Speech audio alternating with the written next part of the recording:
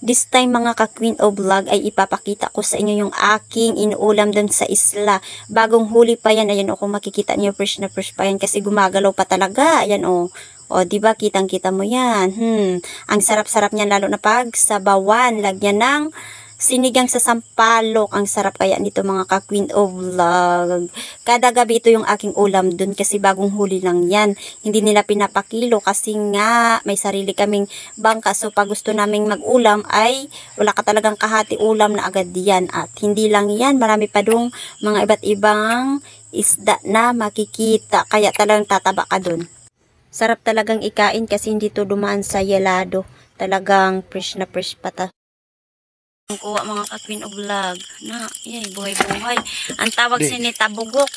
Nay, buhay pa. Tabugok bagay ni. Patayan na. Nay, kanamit sina niyan. Ini siya, ano ho namon, ini siya niyan lagpangon sa suka. Sa adi pa, wow, damo. Nay, kadama namit sa nin atay. Adi pagay doho may isda pa didi.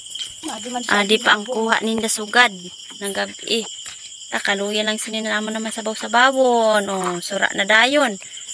Oh, may mga iba na klase sa isda ko. Kulay pink. Oh, di ko nga na aram sining pangaran. May itom.